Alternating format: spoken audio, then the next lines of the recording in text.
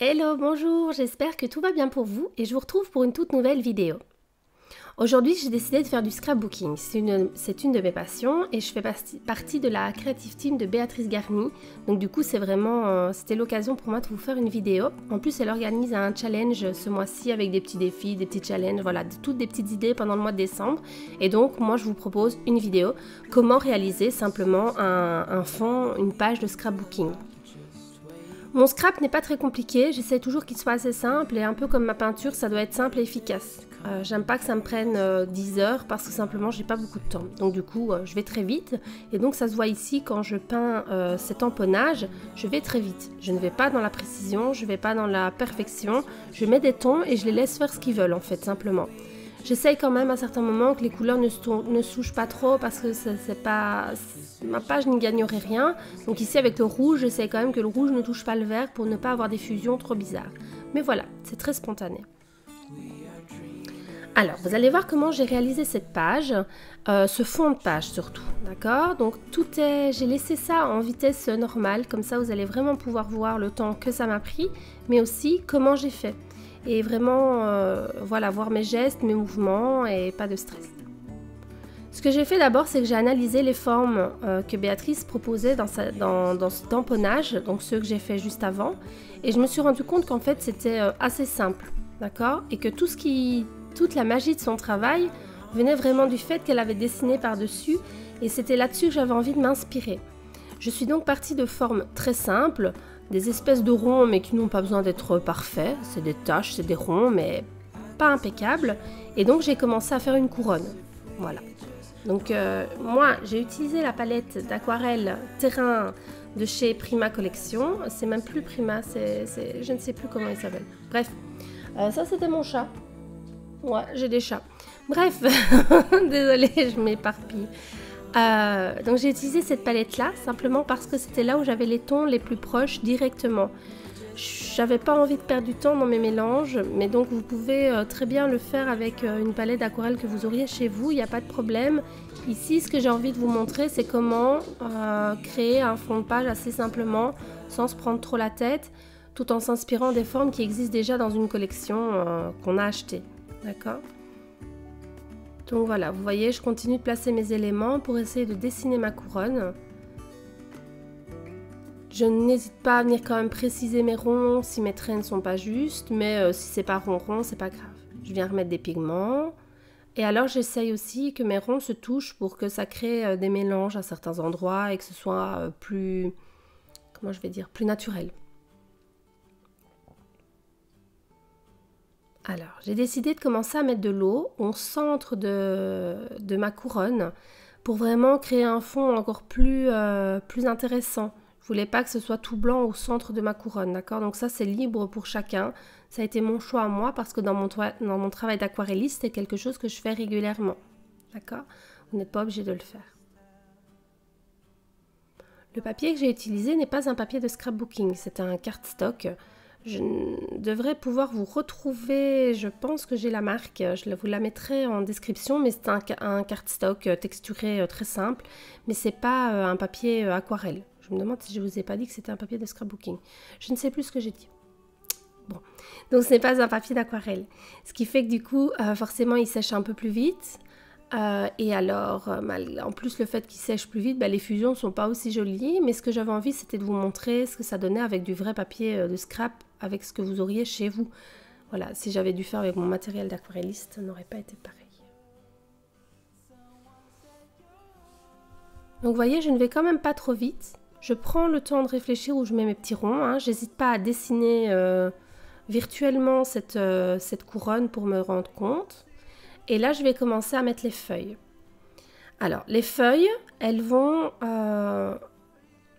pour moi, elles s'attachent toujours sur le centre de la fleur. D'accord? Donc, c'est dans ce sens-là, plus ou moins, que j'essaie de les placer. Toujours en me disant, le centre de la fleur est là. Donc, l'intérieur de mes feuilles doivent aller vers le centre de la fleur. Ça fait partie des choses que j'ai observées au fur et à mesure, en peignant des fleurs simplement. Mais donc, voilà. J'essaie que mon geste soit vraiment tout simple, vous voyez, c'est juste un coup de pinceau. Donc c'est rien de trop compliqué. Je pars du principe que ce sera le dessin que je vais refaire par-dessus qui va venir préciser vraiment cette feuille en fait. Alors pareil, je m'occupe de tracer virtuellement la couronne pour voir les endroits où il manque des choses, pour dessiner cet arrondi, même s'il n'est pas parfait, mais c'est pas grave.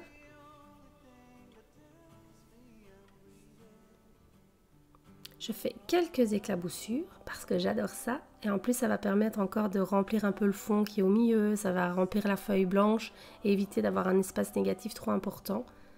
Et voilà.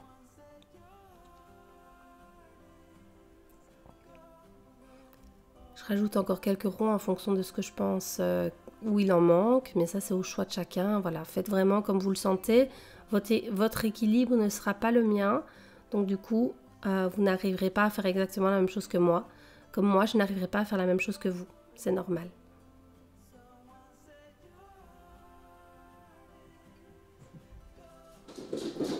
Ah, ça, c'était mon chat. Bon, voilà. Là, je l'ai séché. Vous voyez ce que ça donne. Alors, je vais vraiment m'inspirer du tampon que Béatrice a fait pour faire mes formes. D'accord? Donc, j'insiste sur le fait que ici, je me suis inspirée de son travail. Parce que c'est une page de scrapbooking que je vais faire, mais forcément, c'est pas des choses que je ne copie pas, je ne vais pas commercialiser ces formes-là, hein, donc c'est bien Béatrice qui l'a fait, donc ça reste une inspiration, et je m'en sers uniquement dans un cadre personnel, donc ça ne pose pas de soucis, c'est un tuto que je vous fais pour vous, mais donc voilà, on ne peut pas redessiner exactement les mêmes motifs comme je suis en train de le faire, pour en faire ce qu'on a envie. Ok, donc c'est vraiment dans un cadre personnel, il n'y a pas de souci, vous pouvez le partager sur Instagram, sur Facebook, et alors voilà, et n'hésitez pas quand même à taguer Béatrice parce que son travail en vaut la peine, et puis bah voilà. Donc voilà, je trace au trait tout simplement mes fleurs en m'inspirant des motifs qu'elle a fait. C'est assez simple, j'ai juste pris le temps en fait de prendre le tampon devant moi et de vraiment essayer de comprendre un peu ce qu'elle a dessiné.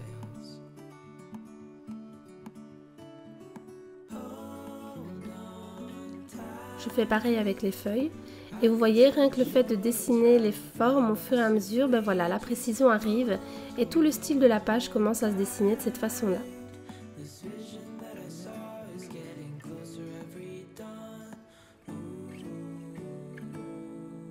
Voilà tout simplement comment on peut s'inspirer d'un tamponnage pour créer une page de scrapbooking.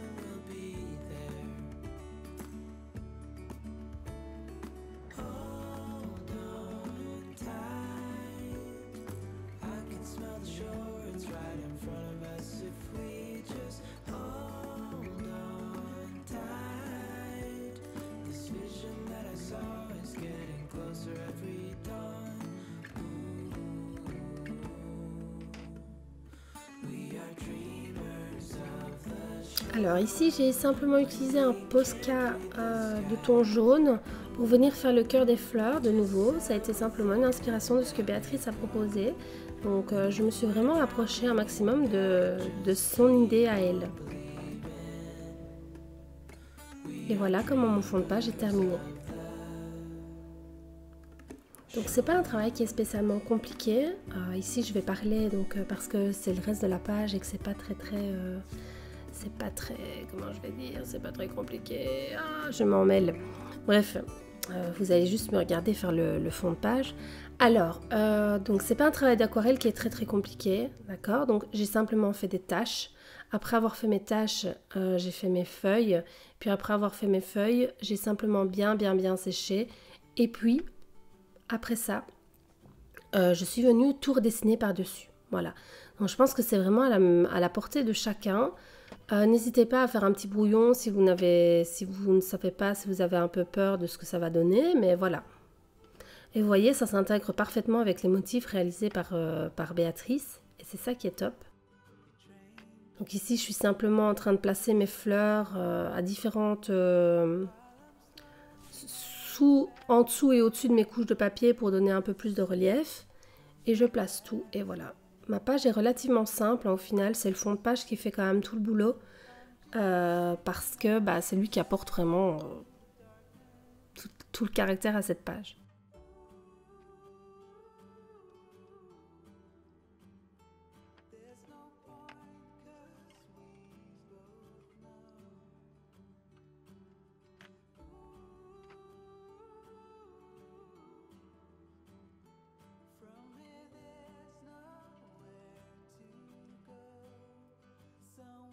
Et donc au final, cette page est faite de quoi?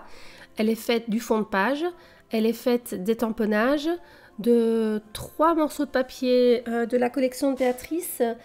Et au-dessus, on ne le voit pas bien, mais il y a des petits détails aussi. Il y a un tamponnage avec une petite étiquette. Mais donc, voilà, elle n'est pas faite d'énormément de choses. Ce qui m'a pris du temps, ça a été la partie vraiment peinture. Mais encore que si vous regardez, la partie peinture m'a pris 5 minutes. D'accord? Donc, c'est pas une page qui prend énormément de temps. N'hésitez pas, si vous voulez, à tester ce système. Et alors aussi, pourquoi pas à me taguer. Vous pouvez me taguer avec mon pseudo Nouilles de Miel. Je serai contente de voir votre boulot inspiré à partir de cette page de scrapbooking. Vous pouvez taguer Béatrice aussi. Je pense qu'elle sera très très contente de pouvoir voir aussi votre travail. Il y a un hashtag qui est dédié vraiment à ce défi du mois de décembre, qui est les défis de la team Béatrice Garni. Et alors de toute façon, je vous retrouve sur la page de Béatrice pour pouvoir justement échanger autour de cette petite page. Je vous mets tous les liens en description de toute façon. Je vous attends là-bas.